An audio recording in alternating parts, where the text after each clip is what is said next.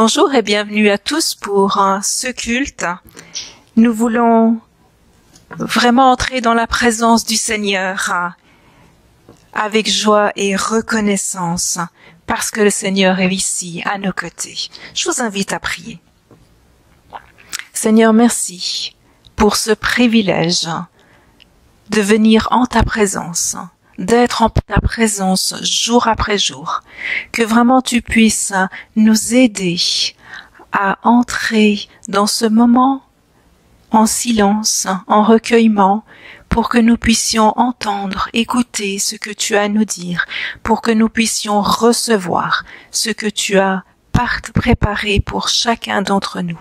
Merci pour ta parole et pour ce que tu veux nous dire. Amen. Amen. Et nous voulons commencer ce culte avec ce cantique, magnifique cantique qui nous dit « Seigneur mon Dieu, toi qui habites le ciel, je te bénis ». Et que ce soit vraiment notre désir ce matin de bénir le Seigneur pour sa présence, parce qu'il est là, à nos côtés, qu'il nous accompagne, qu'il nous guide. Alors que nous puissions vraiment chanter ce cantique dans la joie, la reconnaissance.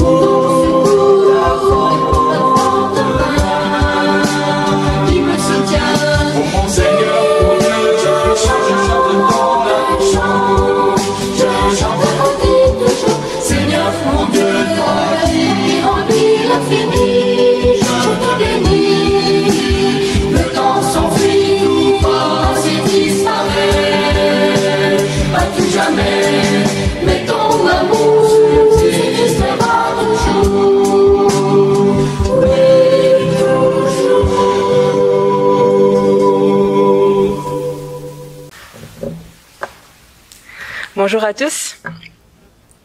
Aujourd'hui, je vais vous parler d'un roi de Juda, le roi Josaphat. Quand on lit les livres des chroniques, on peut voir qu'il y a eu des bons rois, des mauvais rois. Josaphat, lui, était un bon roi.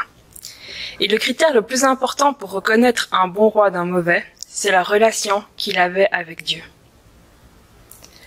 Josaphat faisait partie des bons rois parce qu'il suivait Dieu. Il marchait dans ses pas, il le cherchait. Non seulement il le cherchait personnellement, mais il invitait également tout le peuple à mettre Dieu au centre de leur vie.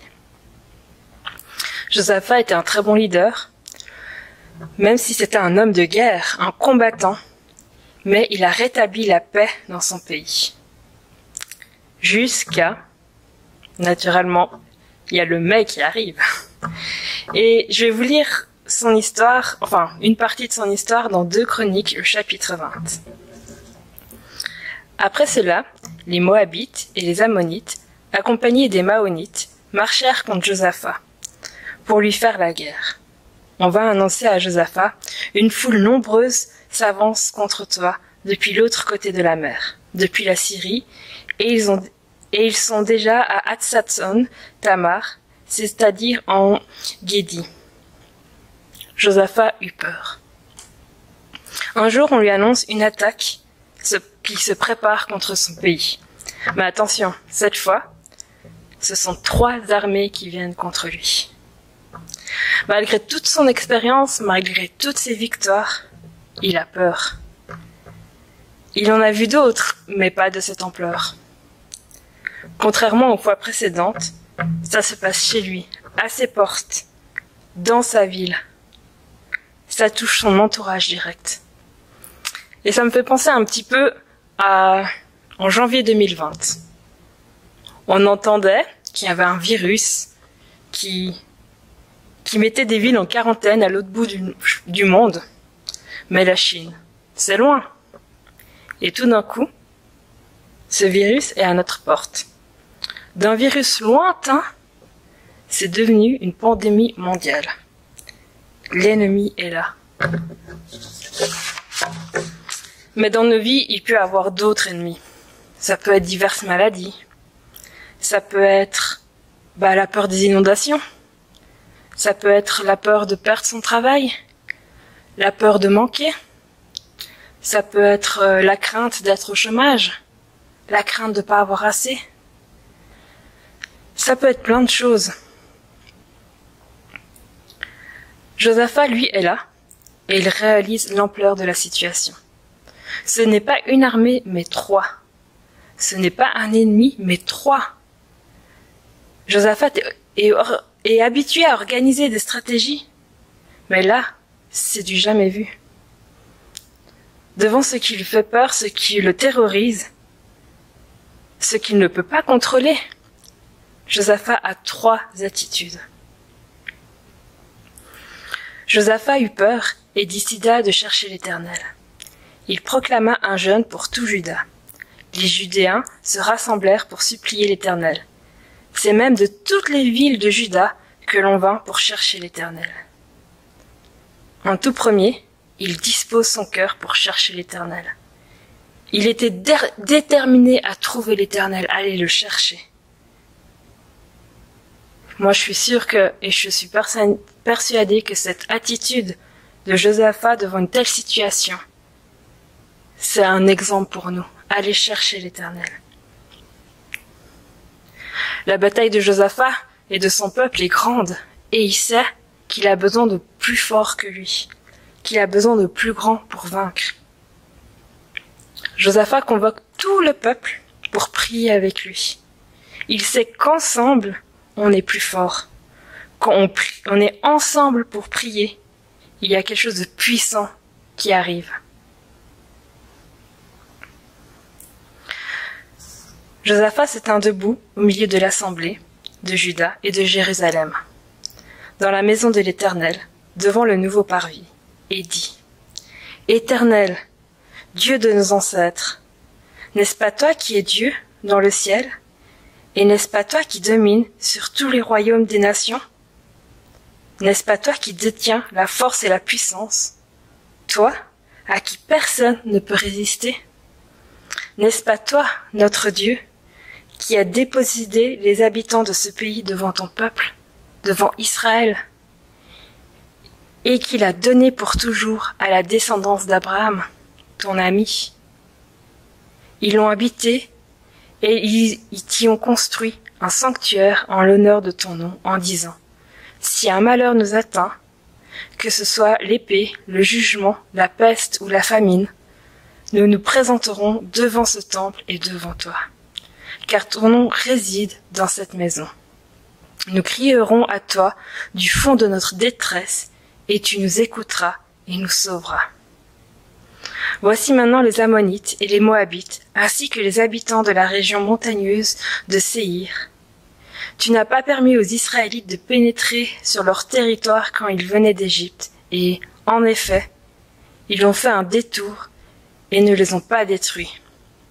Les voici qui nous récompensent en venant nous chasser de ton héritage, celui que tu nous as donné. Notre Dieu, ne vas-tu pas les juger?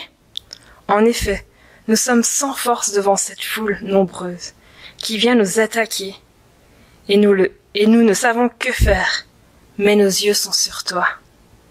Tous les Judéens se tenaient debout devant l'Éternel, y compris leurs jeunes enfants, leurs femmes et leurs fils. Josaphat s'attend à Dieu. Dans sa prière, Josaphat proclame la grandeur de l'Éternel. Il déclare les promesses de Dieu. Josaphat, il connaît l'histoire du peuple. Il sait les prodiges que Dieu a faits. Il sait que Dieu a pris soin de son peuple par le passé et qu'il va encore le faire. Il s'adresse à Dieu et il proclame tout ce que Dieu a déjà fait par le passé pour son peuple et toutes les promesses qui lui a été faites. Il est aussi en train de dire combien Dieu est puissant et combien lui ne l'est pas. Nous aussi, on peut y croire, car Dieu est le même hier, aujourd'hui et pour l'éternité. Il nous aime, il veut prendre soin de nous. Et si on est sans force devant ce qui nous arrive, comme Josaphat, nos yeux doivent être sur lui. Ce qu'il fait aussi, c'est mettre sa foi en action. Ce qu'il a dit dans ses proclamations, il ne l'a pas vécu personnellement. Il espère que Dieu refera ce qu'il a déjà pu faire auparavant. Josaphat, en louant Dieu, active sa foi. Dans la suite du passage, c'est écrit « Alors l'Esprit de l'Éternel reposa au milieu de l'assemblée sur Yazakiel, fils de Zacharie, et descendant de Benaja, Zéiel et Matania. C'était un lévite, un descendant d'Azaph. Zachaziel dit « Soyez attentifs, vous tous, Judéens et habitants de Jérusalem. Et toi, roi Josaphat, voici ce que vous dit l'Éternel. N'ayez pas peur, et ne vous laissez pas effrayer dans cette foule nombreuse, car ce ne sera pas vous qui combattrez, ce sera Dieu. Demain, descendez contre eux. Ils vont monter par la colline de Tissite, et vous les rencontrerez à l'extrémité de la vallée, en face du désert de Jéruel. Vous n'aurez pas à mener ce combat. Prenez position, tenez-vous là, et vous verrez la délivrance que l'Éternel vous accordera. Juda et Jérusalem, n'ayez pas peur, et ne vous laissez pas effrayer. Demain, sortez à leur rencontre, et l'Éternel sera avec vous. Ensuite, Josaphat écoute Dieu. Dieu, il a entendu la prière de Josaphat, mais du peuple. Il répond, il agit. Josaphat écoute et obéit. Il reste sur place à ce moment-là et il va voir la main de Dieu à l'œuvre. Les craintes ne sont plus utiles. Dieu va agir. Mais on doit tenir notre place avec confiance, avec foi en notre Dieu. Là où tu es avec ta maladie, là où tu es avec tes craintes, avec tes doutes, avec tes questionnements, tiens-toi à ta place avec confiance. Reste là avec foi dans sa présence. Ne crains rien, ne t'effraie pas. L'Éternel est là et regarde, il va agir. Josaphat s'inclina, le visage contre terre, et tous les Judéens et les habitants de Jérusalem tombèrent devant l'Éternel pour l'adorer. Les Lévites, qui faisaient partie des Kahatites et les Coréites, se levèrent pour louer d'une voix très forte l'Éternel, le Dieu d'Israël. Le lendemain, ils se levèrent tôt et partirent pour le désert de Tekoa. Au moment de leur départ, Josaphat se tint debout et dit : « Écoutez-moi, Judéens et habitants de Jérusalem, ayez confiance en l'Éternel, votre Dieu, et vous serez affermis. Ayez confiance en ses prophètes, et vous réussirez. » Puis, en accord avec le peuple, il désigna des musiciens qui couverts d'ornements sacrés, célébraient l'Éternel tout en marchant devant l'armée, et disaient : « Louez l'Éternel, oui, sa bonté dure éternellement. » Pour finir, Josaphat et le peuple louent Dieu. Le peuple chante, loue, proclame la grandeur et la puissance de Dieu. Et la victoire arrive. La victoire ne dépend pas de nous. La victoire est assurée par l'Éternel. Combien de fois on se trouve pas devant des situations qui nous semblent insurmontables, mais grâce à la main de Dieu, comme on peut dire de temps en temps, un petit clin d'œil de Dieu, il agit, il répond. Et je vais vous lire la fin de l'histoire. Au moment où l'on commençait les chants et les louanges, l'Éternel plaça une embuscade contre les Ammonites, les Moabites et les habitants de la région montagneuse des Séhir, qui étaient venus contre Juda. Et ils furent battus. Les Ammonites et les Moabites se dressèrent contre les habitants de la région montagneuse de Séhir, pour les vouer à la destruction et les exterminer. Et quand ils eurent fini avec les habitants de Séhir, ils s'aidèrent mutuellement à se détruire. Lorsque les Judéens furent arrivés à un point de vue donnant sur le désert, ils regardèrent du côté de la foule et constatèrent que ce n'était plus que des cadavres tombés à terre. Il n'y a plus aucun rescapé. Josaphat et son peuple allèrent piller leurs dépouilles et trouvèrent en abondance parmi eux des richesses, des habits et des objets précieux. Et ils en ramassèrent tant qu'ils purent pour tout emporter. Ils mirent 3 jours pour procéder au pillage du butin, car il était considérable. Le 4e jour, ils se rassemblèrent dans la vallée de Beraka, et ils bénirent l'Éternel. C'est pourquoi ils appelèrent cet endroit vallée de Beraka, nom qui lui est resté jusqu'à aujourd'hui. Tous les hommes de Juda et de Jérusalem, avec Josaphat à leur tête, repartirent joyeux à Jérusalem, car l'Éternel les avait remplis de joie en les délivrant de leurs ennemis. Ils rentrèrent à Jérusalem et dans la maison de l'Éternel au son des luttes, des harpes et des trompettes. La terreur de Dieu s'empara de tous les royaumes des autres pays, lorsqu'ils apprirent que l'Éternel avait combattu contre les ennemis d'Israël. Ainsi, le royaume de Josaphat fut tranquille, et son Dieu lui donna du repos de tous les côtés. C'est quand même une histoire incroyable. Josaphat, son peuple, arrive là, et Dieu a déjà tout fait. Dieu a déjà tout gagné. Ils ont plus qu'à arriver à prendre les richesses, et c'est bon. C'est quand même incroyable ce que Dieu a pu faire pour ce peuple. Et Josaphat et son peuple ont eu confiance en l'Éternel. Ils ont gardé leurs yeux fixés sur lui. Et la victoire est arrivée. Je veux pas dire que dans nos vies, à nous, il n'y aura pas de combat, pas de difficultés. Mais qu'en gardant les yeux sur l'Éternel, de grandes choses peuvent se produire. De grandes choses peuvent changer. Des ennemis peuvent encore venir à nos portes, même si c'est pas des ennemis forcément armés, mais ça peut être, comme je dis plus tôt, ça peut être des craintes, des angoisses, des questionnements, des maladies ou autres. Mais l'Éternel est avec nous.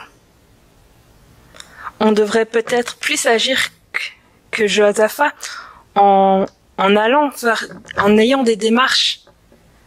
Mais le plus important, c'est que l'Éternel est avec nous et de lui donner cette place. L'Éternel sera avec nous et combattra avec nous et pour nous. Et aujourd'hui, quels sont tes ennemis? Y a-t-il des batailles dans ta vie? Est-ce que tu es prêt, prête à marcher vers les batailles et admirer les victoires de Dieu? Pour toi, pour ta famille et pour tous ceux qui t'entourent.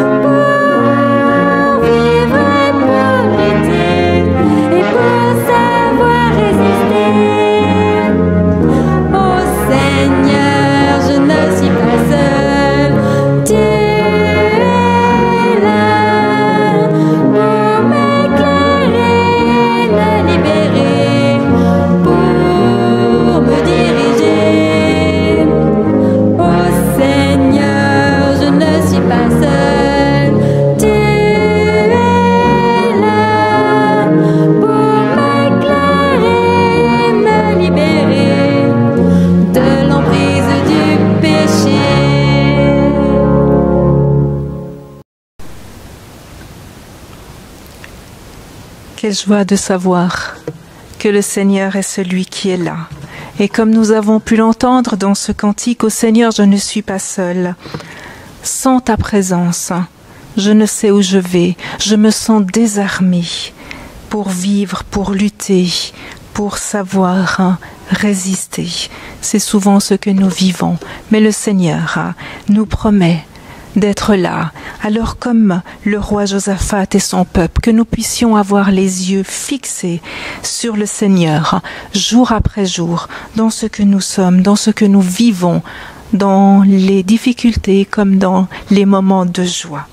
Je vous invite à prier. Seigneur, merci parce que c'est vrai, tu nous rappelles au travers de ce magnifique passage du peuple qui se tourne vers toi, qui vient en ta présence, que tu es celui qui a tout préparé. Tu as préparé la délivrance, tu as préparé le soutien.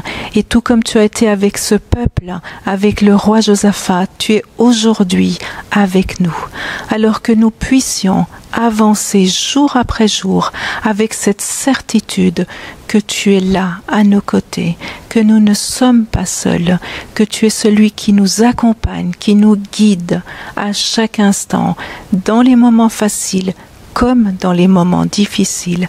Et nous voulons vraiment te louer, te remercier pour cela. Et maintenant, nous voulons vraiment te demander que tu puisses faire descendre sur chacun d'entre nous ta joie, ta paix, ton amour, pour que nous puissions les propager, que nous puissions les apporter autour de nous à ceux qui en ont besoin.